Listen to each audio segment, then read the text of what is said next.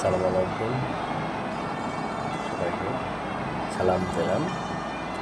আমার কথাই যদি ভুলভ্রান্তি হয়ে থাকে তা আপনারা সবাই মাফ করবেন। আমরা ভোটের ভোটের সময় আগে আসে তখন সরকারি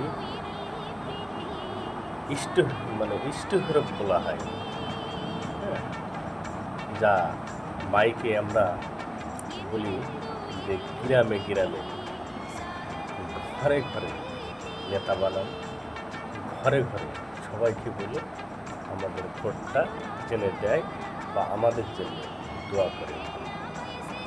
বাংলাদেশের যে গভর্নমেন্ট আসুক বা এর আগে আসছে বা যখনই আসুক তখনই তারা বলে যে গ্রামে গ্রামে ঘরে ঘরে যে আমাদের ভোট জেনে দেয় বা আমাদের জন্য দোয়া করে। কিন্তু ভোটের ইষ্টহরফে যখন লেখা থাকে যে আমরা মাইকে বলি যে সন্ত্রাস দমন করব, হ্যাঁ, রাস্তাঘাট করব বা বিভিন্ন আপনাদের সমাধান বা সব কিছু দেখার দায়িত্ব আমাদেরই, ঠিক আছে বলেন, কিন্তু সেগুলা কোথায় কীভাবে করেন? আমার বয়স প্রায় 31-34 বছর প্রায় হয়ে গেল।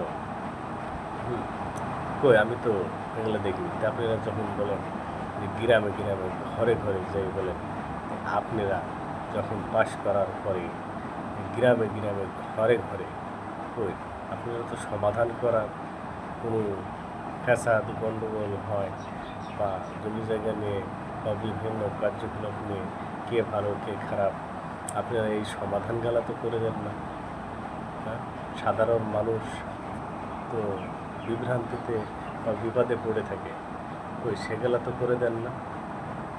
খালি ভোটের সময় বলেন যে ঘরে ঘরে যেয়ে বলেন, হ্যাঁ, তা আপনারা এগুলা দেখবেন না? আপনাদের দেখার কি অধিকার নাই? অবশ্যই আছে। এই জন্যে মানুষ বোঝে জ্যোতি লাইগা যায়, ভালো হবে না কিন্তু জ্যোতি লাইগা যায়। হ্যাঁ, আপনারা গ্রামে গ্রামে কটা ফ্যাসাদ আছে দেখবেন না? গ্রাম থেকে তো সরকার শুরু, এগুলো দেখেন আপনারা। গ্রামে কিনি ফ্যাসাদ, কী কারণে ফ্যাসাদ, কোন মানুষটার অসুবিধা, এগুলো দেখতে পারেন না? এগুলা কড়াভাবে অর্ডার দেওয়া হবে না বা তদন্ত করে বা দুদক নামিয়ে দিতে পারবেন না?